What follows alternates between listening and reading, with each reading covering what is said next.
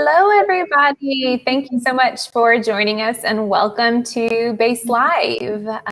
We're going to wait and have a couple other people join us, but we'd love to know where you're joining us from. If you want to share with us in the chat where you're joining us from. Also, if you are joining us, we'd love to know if you're currently using Base or not. So we'd love to hear that as well.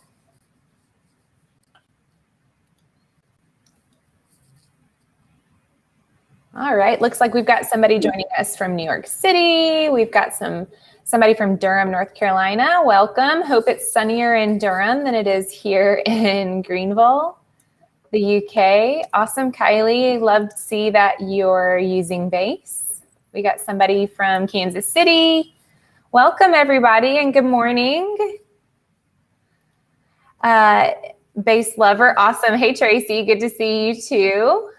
We've got somebody in Mexico, Spain, Denver, Virginia. We've got people from all over. Springfield, Missouri, Columbus, Ohio, Vegas.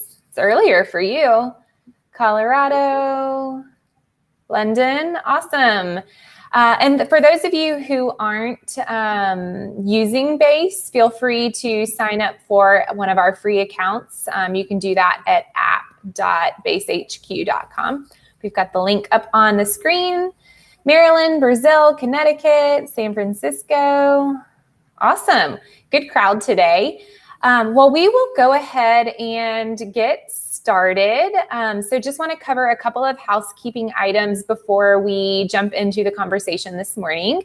Obviously, many of you have discovered the chat panel. So if you have any questions for Alicia as we go through the conversation today, feel free to drop those into the chat while they're fresh on your brain.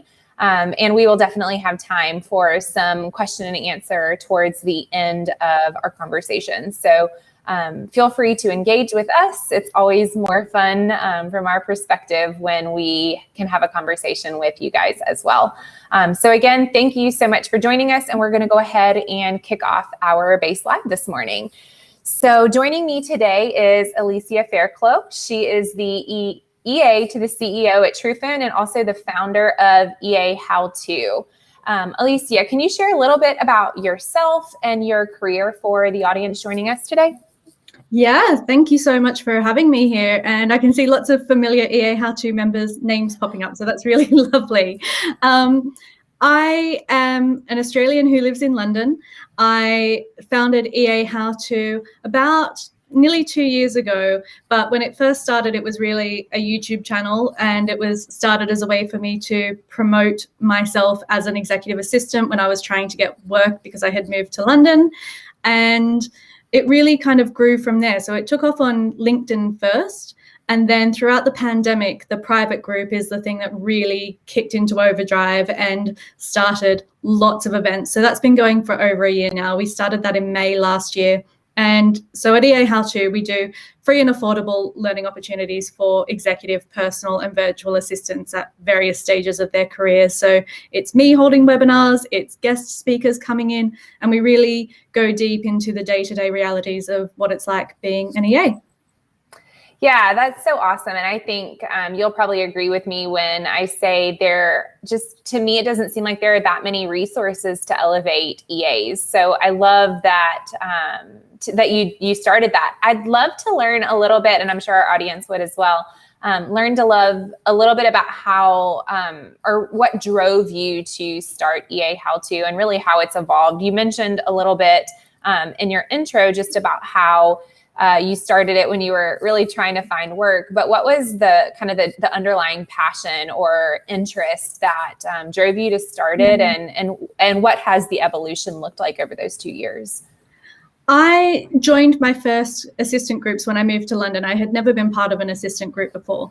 And I found some really great groups that were in person, that were dedicated to the specific area that we worked in. And they were really focused on things like showing you venues in the area, meeting venues for potential conferences, or, you know, hotel accommodation for employees. And that was really great. But what I wasn't finding was the stuff that I wanted help with when I couldn't do something in Excel, or if my boss was really driving me crazy and I needed to know, is anybody else having this problem? What can I do? Or, I'm having this epic courier disaster and I need somebody who's had this happen before. And so I wanted a group of EAs, PAs and VAs that I could connect with.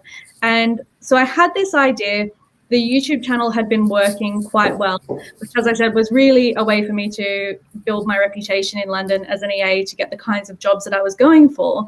And then I posted on LinkedIn asking if anyone was interested in joining this kind of group. And at that time, we had around about 10,000 members. And in less than a year now, we've grown to over 42,000 from that. So the answer was yes. And we now have this incredibly supportive network of assistants from all over the world, and largely UK and US, but we have Australia, Singapore, United Arab Emirates, India, Philippines, New Zealand. They're absolutely everywhere. And it's really focused on helping each other with the day-to-day realities of what we do as EAs. And we're at very different levels of our careers too. So we have people who are very, very experienced at very high-level tech companies. And we also have, senior PAs working towards becoming an EA. We have people who are now going into running their own VA business. And that's been really big as well during the pandemic, when unfortunately we saw a lot of redundancies. Or also people just really understanding how much they enjoy working from home and want to shift from being an EA to maybe a VA. Yeah, absolutely. I think that's so awesome that you created that. I know we at Base talk to a lot of assistants, and especially those at small companies that maybe they're the only EA, VA, PA. They really don't have that community to troubleshoot with and ask questions, or even just commiserate on a hard day. So I love that you've created a safe space and community for especially those people that don't have that internally. It can be a really isolating role. And especially if you're EA to the CEO, there might be other PAs in the office, but often if you're EA to the CEO, you're kind of on your own and you can't discuss a lot of the issues with the other PAs who are there, who might be PAs to some of the other directors in the company. So it can be quite an isolating role in many ways. And as you said, there are lots of companies where you might actually be the only one there. So yeah, it's kind of the water cooler that you need, your virtual water cooler for your EA friends. Yeah, and what a great time to start it too, because all of the people that were used to being in an office and having bodies and community around all of a sudden found themselves, depending on where they were located, quite literally alone. So what a great time to really have that up and running so that people still felt that sense of community and engagement. It's been really great. That's so awesome. Well, to shift this over to talking about expectations, under what circumstances might EAs find themselves really needing to reset expectations with their executives? So let's kind of get into it there about that scenario and what that might look like. I think there are quite a few reasons. One of the most common ones is probably if your workload is getting really out of control and you're feeling overwhelmed. You could also maybe be going through an organizational restructuring, and so needing to sort of reassess the direction that the company is going and where you fit in with that. You might not I'll get it out eventually, might no longer feel aligned with your exec or exec team. So maybe you're not satisfied with your work. So it could be a whole range of reasons why you're feeling like you need to reevaluate your expectations. But I think probably the most common one is a lot of the time you're getting EAs who they set a very high standard for themselves, but then realize that they're doing incredible amounts of overtime and weekends, and they really need to kind of adjust those expectations. Yeah, and boundaries, it sounds like, in that particular scenario as well. You mentioned a couple of scenarios, but could you give us a couple of examples of how EAs could approach that conversation? I think the most important thing when you're dealing with something like this is that executives are interested in facts and data. So feelings are important, and the way you feel is very important, but you really need to be able to demonstrate and prove why you need to reevaluate and reassess where you're at. So if you're being completely overworked, for example, then you really need to show on your calendar. Don't go in and just go, I'm frazzled, I'm overworked, I can't do this anymore, and don't let it build up to the point that you're really kind of upset. You really need to approach this with facts and data. So talk about what kinds of tasks you're being given, why it's unreasonable, what would be the solution. Be solutions focused. Go in with the mindset of how we can solve this, rather than just airing out all of your grievances with the powers that be. Yeah, and I think. Go ahead. Oh, sorry. Nope, go ahead. I've always said that I don't think that when you're doing your one-on-ones, so your annual appraisals, nothing should come as a surprise, and that goes both ways. So it's something that you need to be talking with your exec or exec team about constantly. Don't let it build up and wait until your end of year one-on-one or something like that to decide that that's the moment you're going to bring it all up. Yeah, you hit on two things that I think are really critical. I think now I've lost it, but you mentioned not waiting for it to get to the point that it's past the point of return, like making sure that you're really talking about that early on when you start to feel like there's an inkling of something that maybe is unreasonable or outside of the scope or whatever, just making sure that you're having that conversation continually. And then you also mentioned, I just lost it again. Yeah, facts and data are great. But you mentioned something else. Oh, solution focused. I think so often I've managed people before. I've also been an EA before. And I think especially EAs who might be a little bit more junior in their role, it's very easy to get overwhelmed and bring emotion in and then just kind of lay it all out there. This is how I feel, without really having solutions in place. But I think EA How To is probably a great community to say, like, hey, this is how I'm feeling, and what are some solutions to this potential problem? And I think the executive would probably really appreciate having those ideas. We have a lot of posts like that. So, and we also obviously do anonymous posts as well, because sometimes it is a bit sensitive and you don't know who else is in the group, and you might not want it known that maybe you're not satisfied in your job at the moment. So I'll post, or one of the other admins of the group will post on behalf of a member and, explain the situation. And we get advice from EAs at all levels, across all industries and across all countries. And it's also just really reassuring to know that you feel like you've got people that have got your back, even though they're not in the company. It's just nice to know that you have people who really do understand and have your best interests at heart. And sometimes, you'll also have a post where people will say, actually, I think what's being asked of you sounds quite reasonable. And, you might be the one that needs to have a think about, is this the role for you?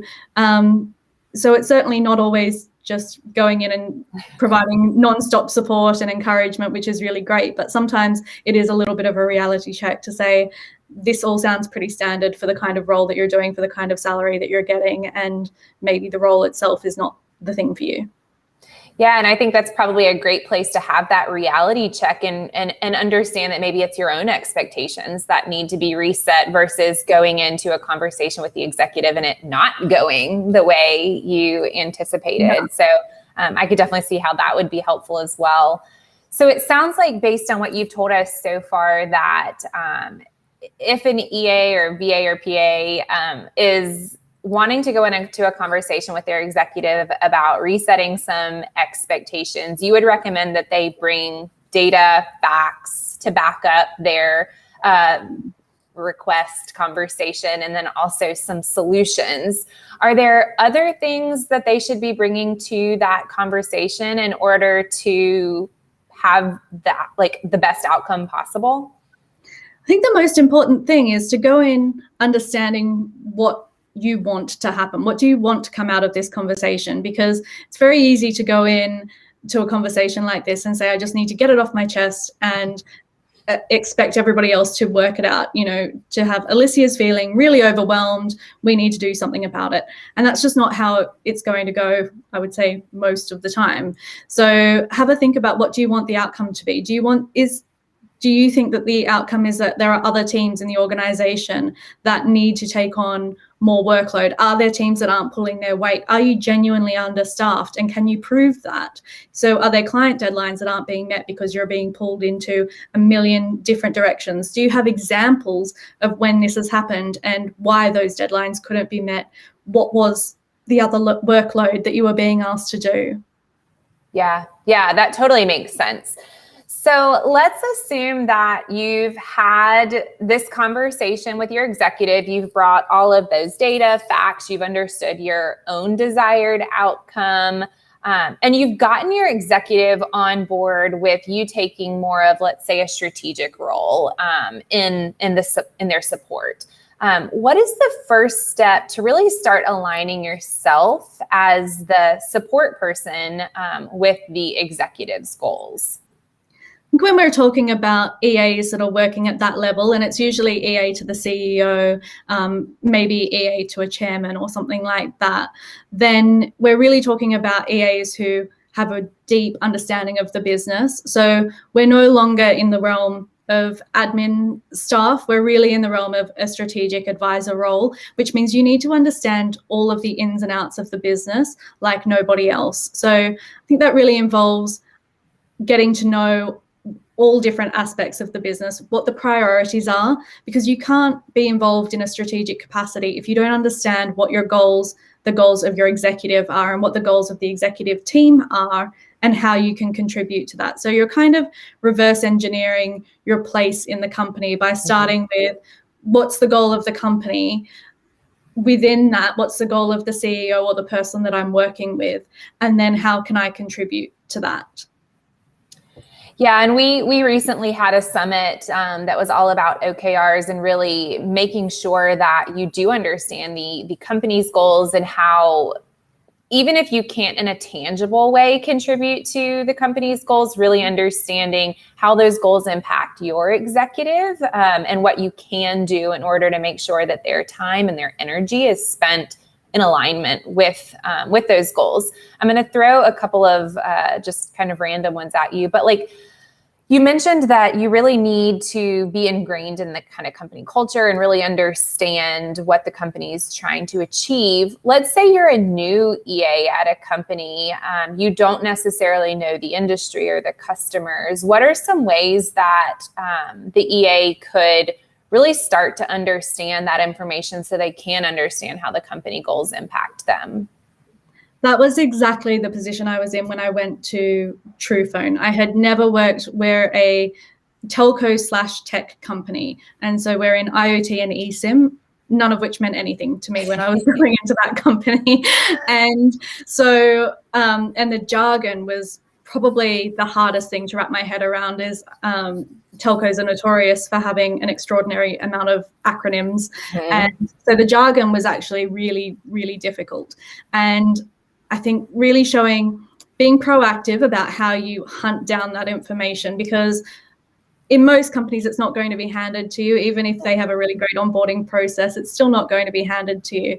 I think it's about going and meeting with key stakeholders, but also going and meeting with, everyone in the company. I went and sat down for one-on-ones, lunches, coffees with absolutely anyone I could get a hold of, basically. Read the company, cookbooks that they're putting out, or the white papers and the videos and all of that kind of content that might be really time consuming and might not be the most exciting information for you when you first go in. But it's really about wrapping your head around, what do we do? How do we do it? And who are the people in the company who make all of this happen? Because particularly if you're at a decent size company, it can get really hard. I mean, at Truephone, we're spread across 14 different countries. And so you really need to make a lot of effort to go out of your way. And in many ways, actually, in the pandemic, it's actually sort of been easier because everybody's online. I don't feel as much of a difference between, say, the London team versus the team in Portugal or the team in France or the team in Australia. So I think in many ways that we're getting better at that as a result of everybody working from home for this period of time, or at least working remotely. And that's actually helped in many ways. So I completely just forgot what I was about to say, isn't it? Don't you love it when that happens? Always. No, Sorry, you're doing the comments, and I saw somebody asking for a link to the group, which, yes, we will put in there. Yeah. But I think you were just saying, like, the pandemic obviously was challenging in a lot of ways. I think especially for people in support roles, because you mentioned some redundancy and, a decrease in travel and things that EAs often did. But it did have kind of like equalizing or it leveled out things, put everybody kind of on an even playing field, and we were all remote. It created opportunities as well. I've never seen more people getting into starting their own VA business and discovering what they actually did and didn't like about their role. It also, you took EAs out of the company and suddenly realized what a huge impact they have on the culture and the day-to-day running of the entire operation. So I feel like there were many losses, and I certainly wouldn't want to minimize what so many people experienced, because I know there were a huge number of redundancies and it was awful. But in many ways, it also created other opportunities. It also made companies realize that, there were companies who didn't have EAs before, who couldn't afford them, and it showed them that they had the ability to actually be able to hire maybe a part-time virtual assistant, or, get 1 or 2 PAs to support the wider team. And it created a lot of opportunities in that regard. So I don't think we're going anywhere. I think assistants have been around for a really long time, and the role is evolving as it always has. But the profession's going to be around for a long time. We agree with you wholeheartedly. And if for anybody that's ever heard our CEO Paige talk, she always says that she would love to see a world where every high performer has even a fractional assistant, because ultimately there are things that person isn't necessarily skilled at, even if they are an excellent marketer or salesperson or whatever the case may be. And I think you're right. I think as companies had to really shift and pivot and figure out how to navigate things, they found that there were things that they just didn't need to spend their time on. And it gave them kind of the permission, if you will, to hire somebody that maybe was only working 10 hours a week or 20 hours a week or something like that. So I do agree that it really helped create some opportunities as well. It just makes good sense to show what you can do, and how much does this person earn, so therefore break it down, how much time can I save them, and therefore how much time is that saving the company. It just makes sense. And there are so many different kinds of businesses and so many different kinds of assistants that that's one of the things that I really love about this profession, is the breadth of opportunities that there are, because there are people who are really focused on the admin side of things and they love that and it's what they're good at, and they're more than happy to go in and be kind of admin staff, support staff, manage the office, be the office manager, I should say, or the facilities team and the reception team. And then you also have those EAs who really love getting involved in the business and strategy side of things. And there's a place for all of those. Not every business needs a super high level strategic EA. Some businesses will always need admin staff. Others do need somebody to be more strategic and to really be a true right hand to the CEO of the company. So those businesses are all still thriving. Yeah, absolutely. And I think that's something good to bring up too, because I know I talk to some people sometimes and they're like, well, I'm just the EA. And I'm like, but you're the EA. Like, why would you ever put the word just there? But I think you hit on something that's really important, is really understanding what you like about the role. Because if you don't like this strategic stuff or the project management side of things, that's okay. Like, you can enjoy making sure that the EA or the executive feels relieved at the end of the day, or feels calm at the end of the day. It isn't stressed at the end of the day. And so I think that's a really important distinction, and really be true to yourself about what you really do enjoy.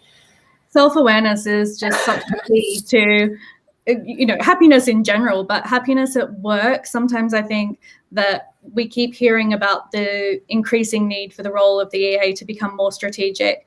And I've seen in the EA how-to group, a lot of assistants really get concerned about that and say, that's not really what I signed up for, and it's not the direction I want to go. And on the one hand, they're hearing people tell them, well, you have to up your game if you want to stay relevant. And I actually think that there are so many different kinds of businesses, and it's one of those issues where so many people have the title EA, but the job description is very, very different, and the pay is very, very different. We have people in our group who have the exact same title, but some are doing incredibly high-level, senior, genuine members of the executive team that are doing six-figure roles. And we have other people who are called EA who are, making maybe outside of London in the, say, 30-odd thousand pounds. Mm-hmm. And they're still both called EA, but those people are doing very, very different jobs. And there's a place for both of them. But I think that's where a lot of the confusion comes in, is that we talk about EA as an all-encompassing role, but really there are so many of us doing, having the same title, but doing a very different job. Yeah, so along this same line, and we're getting a couple of questions that are related to the thing that I was going to shift our conversation to next. So I'd love to learn a little bit about the strategic support you've provided in your past and how you really how that fueled your role. Like what happened as a result of you being strategic? I think it started with really finding my niche. So I talk about finding your niche a lot, and that is obviously going to be different for different people. For me, it really ended up being in social media and video content specifically. I had a passion for it and a background in it. And so it meant that when I saw a need within the company to be able to help with that, it showed that I was willing and able to take on something that was completely outside of what I would normally do.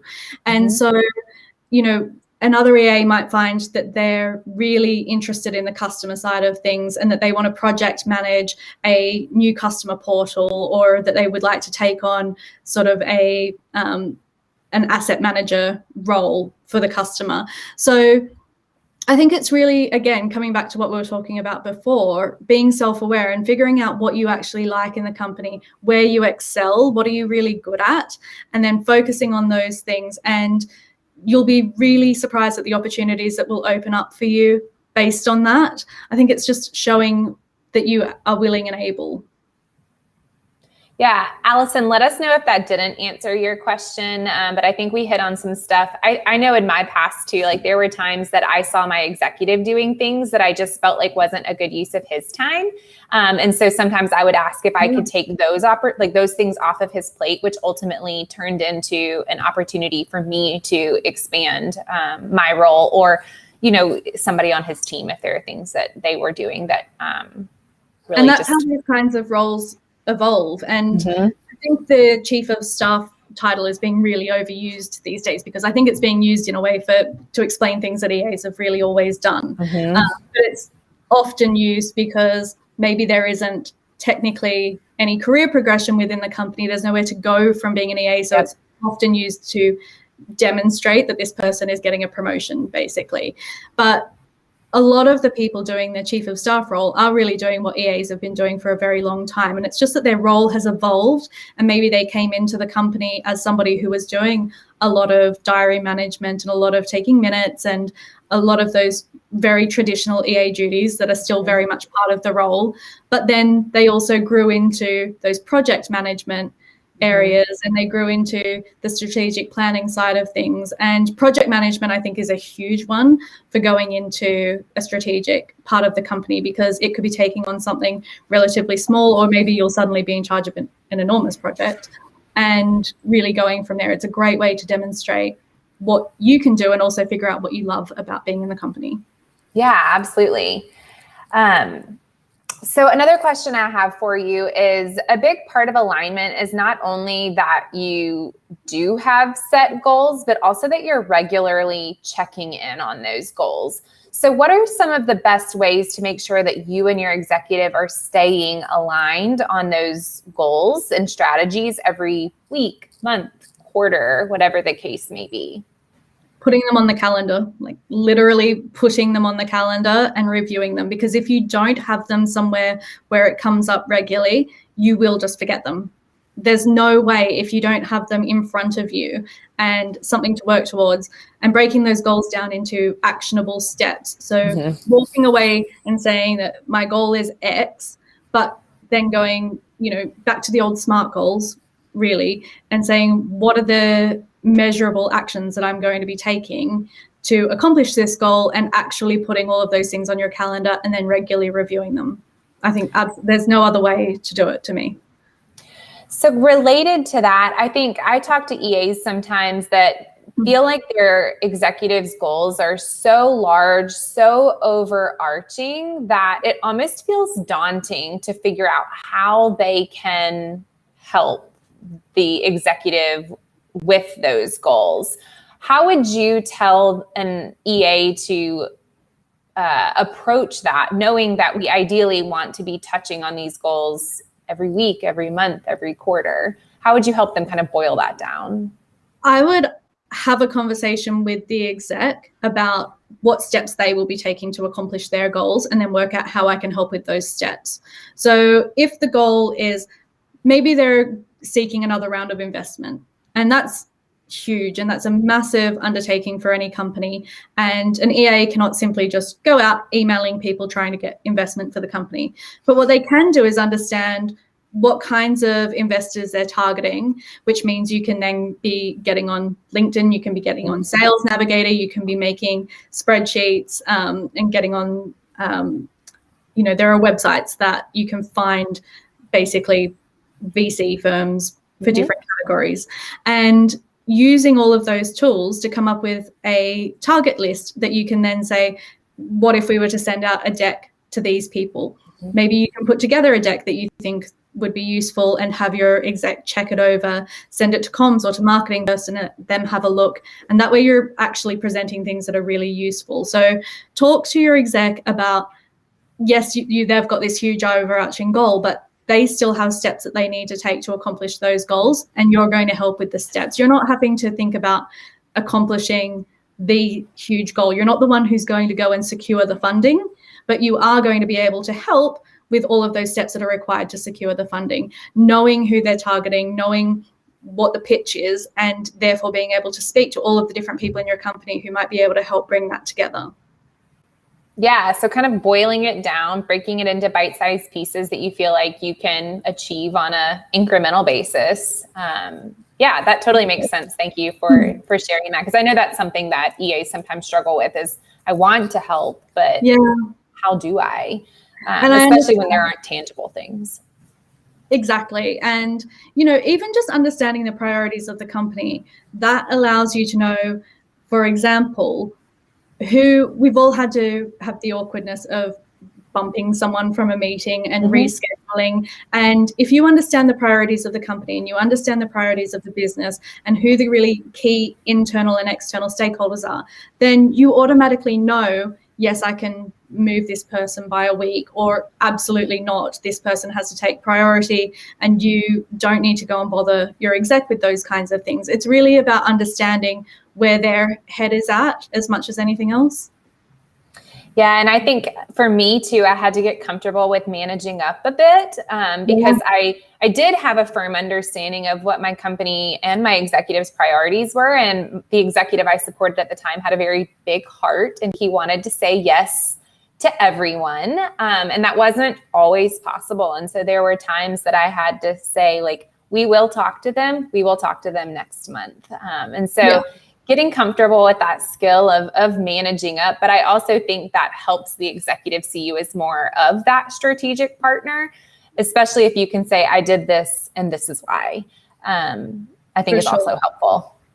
Yeah, there's nothing wrong with a little bit of pushback, because sometimes you really do know what you're talking about and you need to be able to present that information. I think particularly if you're sort of in a more junior role, or you're a new assistant, you think that your job is to constantly say yes, because by definition, that is what we do. We assist, and we are used to making magic happen and, saying yes to everything.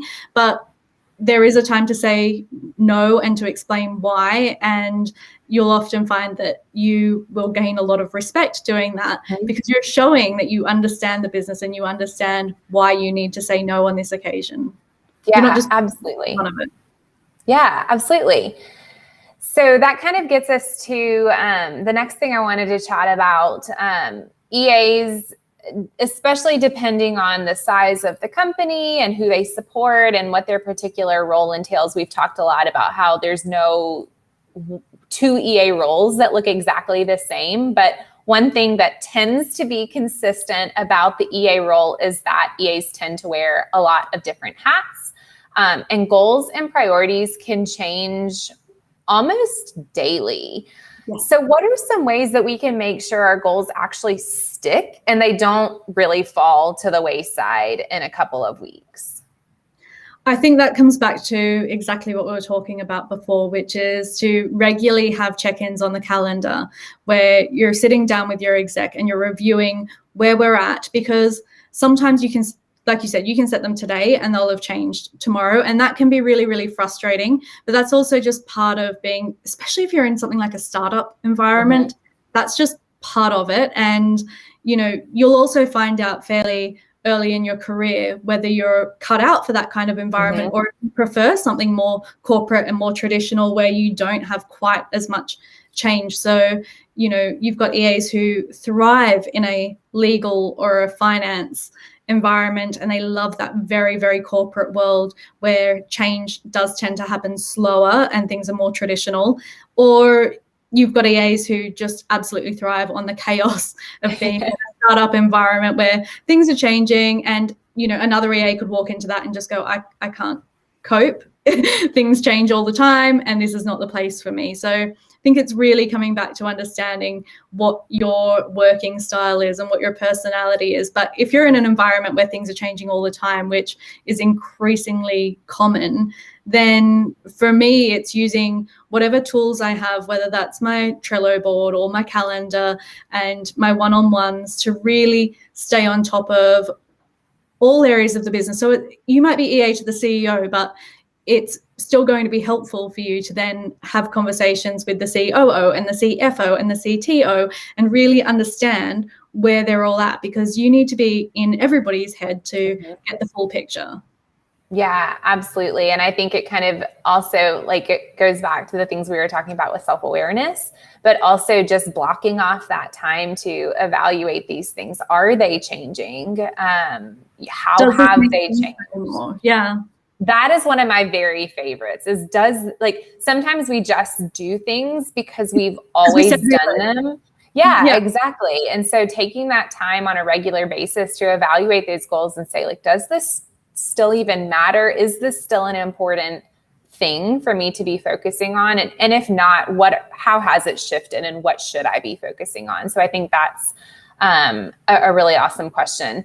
I have one more, and then we have a couple of questions that we've gotten from participants. And so the last one that I wanted to ask you, Alicia, is executives have to deal with a lot of uncertainty. And oftentimes that means that their priorities are also changing on a dime. So not only are EA's priorities and goals shifting regularly, but executives as well. What do you do when it's clear that you do need to set new goals or goals need to be reevaluated, whether that's your own or your executive? How do you approach that particular scenario?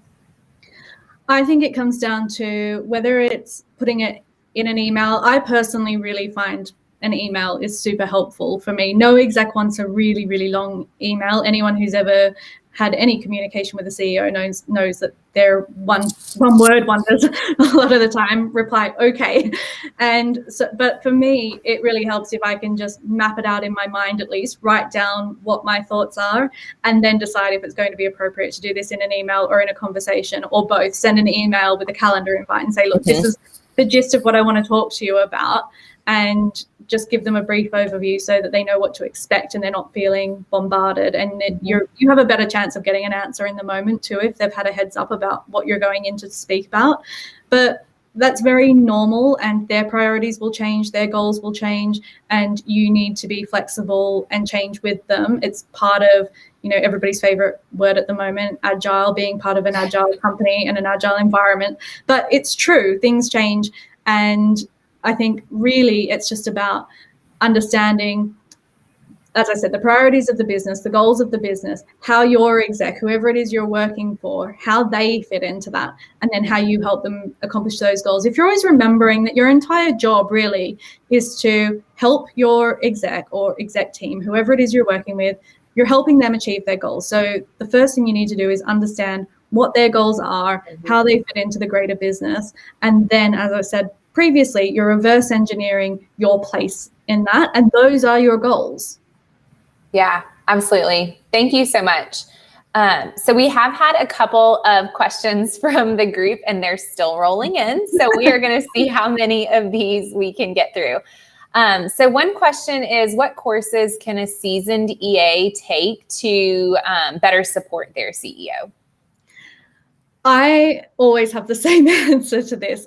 For me, there is nothing that you cannot learn on either LinkedIn Learning or YouTube. There are very few times that I recommend a specific admin course, like a CAP certificate or anything like that. Unless your company, for some reason, really wants you to do one, then I personally think that you're much better off getting experience in the workplace and then working your way through rather than doing a specific course. There's certainly no EA course out there that I recommend.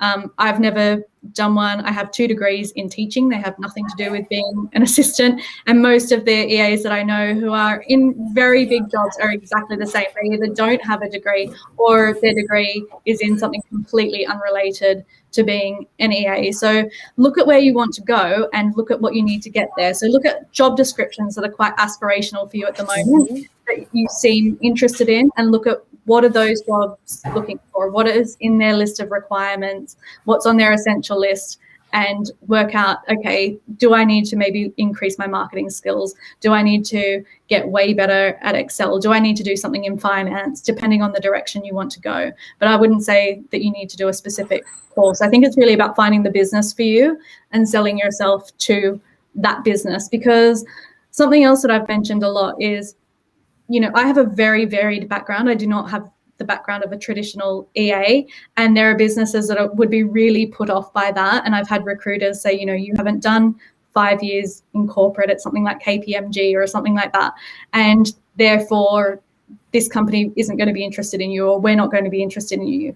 But then you find those companies, like I did with TruePhone, when I sat down with Ralph and he was so excited about the fact that I had my own business and that I had been on YouTube and that I was really into social media marketing and that kind of thing. So you're just trying to find the right business. Don't worry about the right course unless there is something specific. If you're wanting to go into legal and there's a legal PA course that you need to do, then by all means go and do it.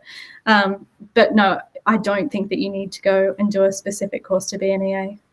Yeah, I think that's great. And that's something that I used to tell my more junior employees in my past life was, find that job description that you want, identify where those gaps exist that are either skills or knowledge that you don't have, and go figure out how to get them. Whether that's trying to, you know, we were talking about earlier of how do you make your role more strategic? Can you take on things within your current role that would help set you up for your next role? And that is by far the best way. And then not only that, you've got proof and you've got a reference and you can explain what you did in that role. And that is always going to mean more than a piece of paper that you got from an online course.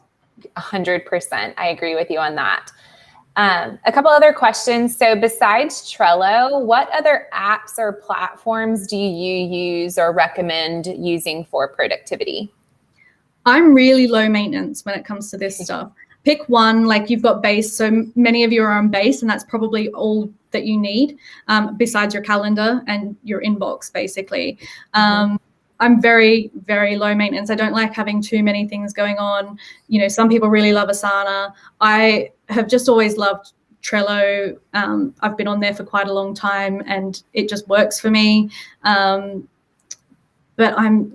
it's such a hard question for me because I'm really low maintenance. I'm not a pen and paper EA, but I am just everything on my Outlook calendar and in one platform. So if you're on Base, use Base and use it properly. Don't worry about going and learning how to do all of the other platforms. If you move to another company and they want you on another platform, you'll figure it out. It's not that difficult. And if you've used one, you'll be able to use the other. But I think just pick a platform and use it properly. You don't want things scattered all over the place. That's where it starts getting tricky. If, you know, calendars aren't syncing and to-do lists aren't syncing. If you're in the Microsoft environment, get really used to the Microsoft environment. And if you're in the Google ecosystem, then go all in on the Google ecosystem. Yeah, definitely. Another question, and we touched on this a little bit, but how can I feel comfortable saying no? My role has advanced and I don't have as much time to help the wider team as I used to. That's something that I think every EA just has to learn at some point. I don't know an EA who hasn't gone through this. I think we are people pleasers and we are helpful by nature. It's probably what draws you to being an assistant and what makes you really good at it.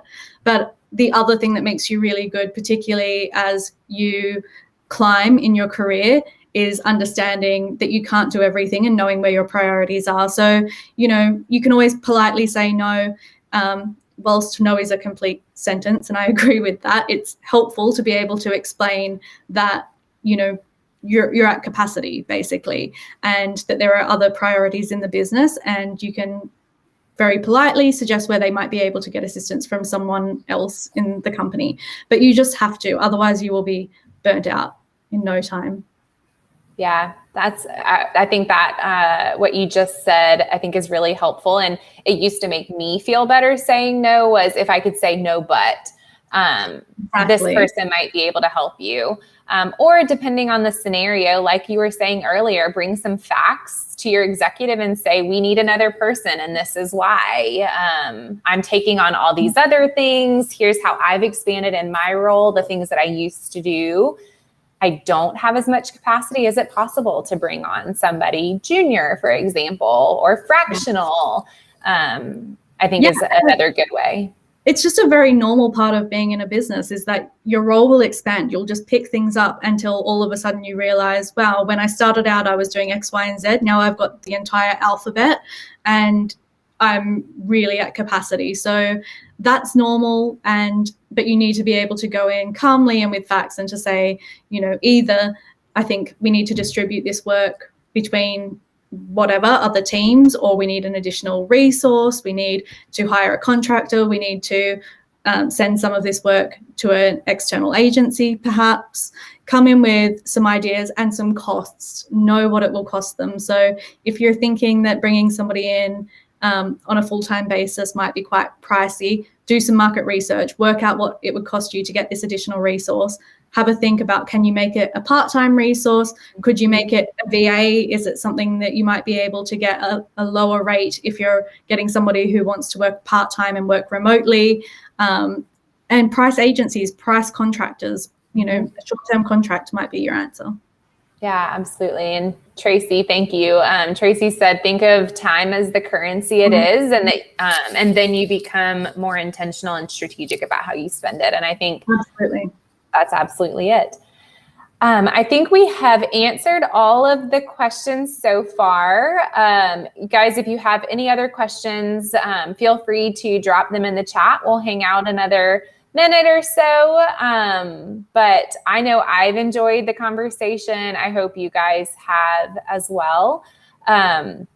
And I know, Alicia, somebody had mentioned dropping the Facebook group. So if you just go to eahowto.com, you will find links to everything. So check out the LinkedIn page. Their Facebook group is private for EA How To Plus members, and EA How To Plus members get access to replays of our webinars. So it doesn't matter if you're in a time zone or a job that's not conducive to you being able to join live, you can get access to all of that through the members login site. But otherwise, check us out on YouTube and LinkedIn and join EA How To Plus. Awesome. Well, thank you so much for joining us today. We're already seeing messages roll in about how valuable everybody thought the time was, and the tips and information were so valuable and good. So thank you again for joining us. And we hope that we'll see you guys on another Base Live in the future. Thank you so much for having me. Yeah, everybody have a wonderful morning, evening, afternoon, depending on where you're joining us from. And thanks again for spending a little bit of your day with us today. Thanks, guys. Bye-bye.